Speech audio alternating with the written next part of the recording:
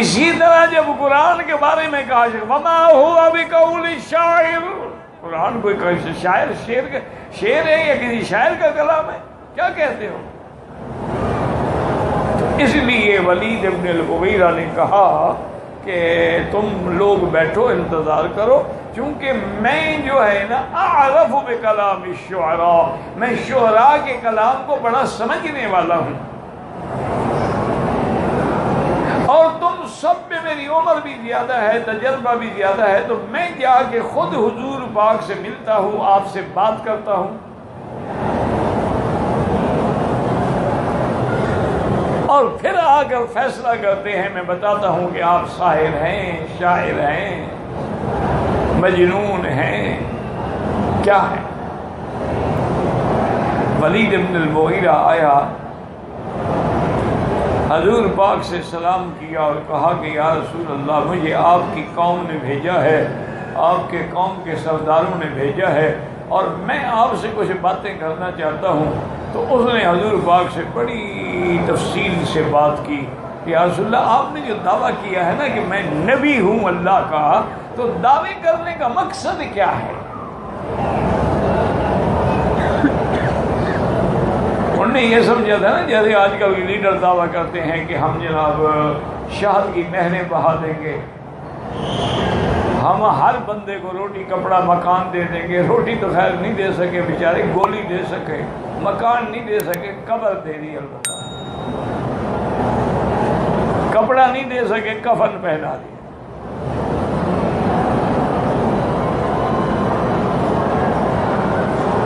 تو انہوں نے کہا کہ حضور آپ نے جو دعویٰ فرما دیا کہ میں اللہ کا نبی ہوں،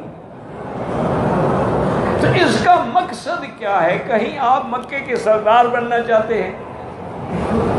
اگر یہ بات ہے تو ہم آپ کے ہاتھ پہ سارے مکے والے بیعت کرنے کے لیے تیار ہیں، آپ کو ہم سردار مانتے ہیں۔ اور اگر آپ کو اس دعوے کرنے سے یہ ہے کہ جب میں ایک نیا نظریہ لاؤں گا، نیا دعویٰ لاؤں گا، لوگ میرے پیچھے دوڑیں گے اور مال جمع ہوگا تو میں بڑا مال والا بن جاؤں گا۔ آج کل دیکھا نہیں ہے جیسے کئی پیر ہیں جنہوں نے نئے نئے نعرے دیے ہیں ماشاءاللہ۔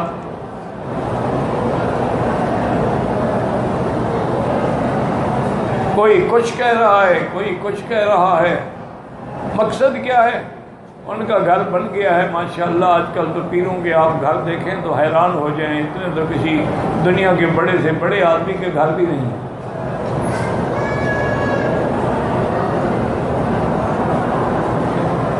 تو حضور اگر آپ کو مال کی ضرورت ہے نا تو ہم سارے مکے والے مال جمع کر کے آپ کے قدموں میں ڈالنے کے لیے تیار ہیں۔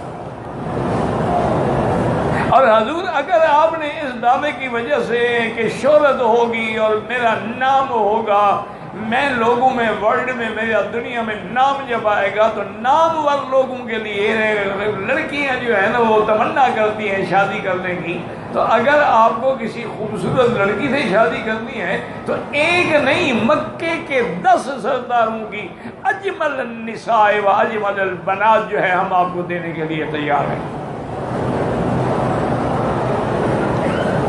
اور آخر میں بدبخت نے پتہ ہے کیا کہا؟ اس نے کہا اچھا حضور اگر یہ باتیں بھی نہیں ہیں، آپ پر کوئی نعوذ باللہ جادو کا اثر ہے یا جن کا اثر ہے،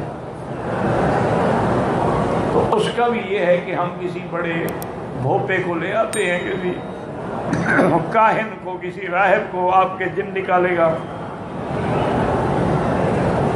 حضور سنتے رہے بڑے حوصلے سے۔ اللہ اکبر۔ حضور جیسا نہ علم کسی کے پاس، نہ حلم کسی کے پاس، نہ رحمت کسی کے پاس۔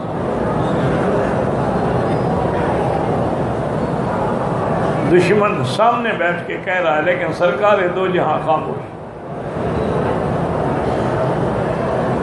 جب اس نے بات پوری کر لی تو حضور نے فرمایا ولید اب تمہاری بات ختم ہو گئی؟ انہوں نے کہا ہاں یا رسول اللہ۔ تو حضور نے فرمایا اچھا اب میں بات کرتا ہوں، تم بھی سنو۔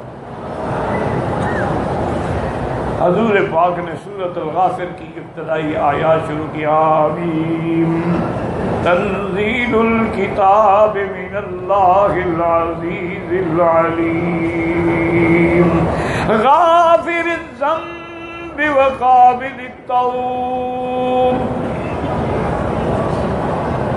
جب حضور نے قرآن کی آیتیں پڑھی اور جب اس آیت پہ پہنچے کہ اگر ہم تم کو ڈرا رہے ہیں، اللہ کے عذاب سے ڈرا رہے ہیں، اگر نہیں مانو گے تو تم پر بھی اسی طرح بجلی کڑکے گی اور صیحہ آئے گا، صاعقہ آئے گا، جیسے ثمود پہ آیا تھا۔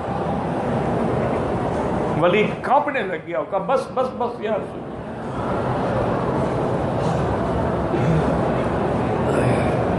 اٹھ کے پھر وہ دارالندوہ کی طرف نہیں گیا، اپنے گھر کی طرف چلا گیا۔ تو وہ انتظار کریں گے، نے کہا کس کا انتظار کر؟ ان کا وہ تو گھر جا رہا تھا۔ ابھی جہل نے کہا معلوم ہوتا ہے ولید پر بھی حضور کا جادو اثر کر گیا، یہ بھی کیا ہمارے ہاتھ سے، لیکن میں اس کی کمزوری جانتا ہوں، میں ابھی جا کے اس کو ٹھیک کرتا ہوں۔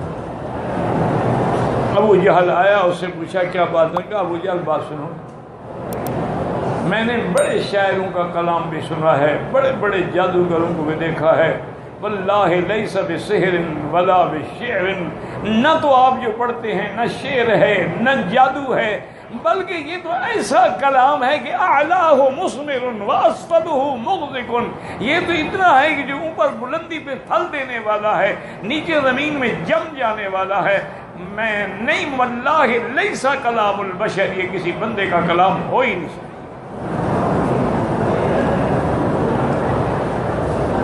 ابو جہل کہنے لگا اچھا معلوم ہوتا ہے تمہیں بھی حضور پاک نے کوئی دولت شولت اقتدار کی کوئی لالچ دی ہے، اس لیے بے ایمان ہو رہے ہو۔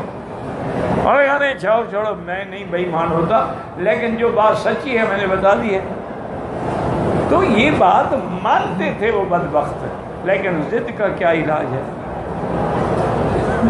ضد کا تو دنیا میں کوئی علاج نہیں ہے۔ اس لیے حضور نے فرمایا میرا مدنی آپ ان کو تحدی کریں کہ آؤ مقابلہ کرو۔ اچھا، اور اس کے بعد دیکھیں کہ آج کتنا 1400 سال گزر گئے ہیں، اس وقت پوری دنیا میں سپر پاور جو ہے یہ یہودیوں کی ہے یا نصرانیوں کی ہے؟ اس وقت بھی دنیا میں جو سب سے بڑی طاقتیں ہیں، چلو اگر رشیا کو بھی ہم مان لیں تو وہ بھی تو بے دین ہیں، دہریے ہیں، لا مذہب ہیں، جن کا خدا پر بھی وجود کا یقین نہیں ہے۔ اب اتنی طاقت ہے، اتنا علم ہے، اتنا ٹیکنالوجی ہے کہ یہ اپنے علم کے ذریعے چاند کو مسخر کر رہے ہیں، چاند پہ بستیاں بسانے کے پروگرام بنا رہے ہیں۔ یہ ہر چیز کے لیے ایسی ایسی ایجادات کی ہیں کہ عقل دنگ رہ جاتا ہے، لیکن اگر ان کے بس میں ہو تو قرآن کا مقابلہ نہ کرتے۔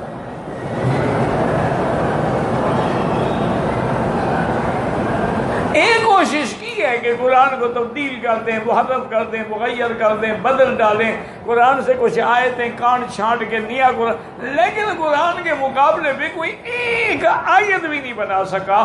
اور اتنا علم کے باوجود قرآن نے جو جو خبر دی ہے، یہ ساری طاقتیں مل کر میرے مدنی پاک کی ایک بات کو بھی غلط ثابت نہیں کر سکتی۔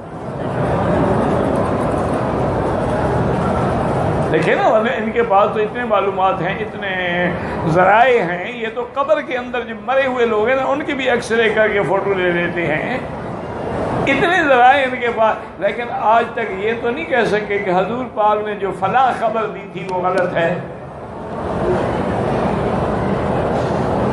اس سے بڑی قرآن کی صداقت کی دلیل کیا ہوگی؟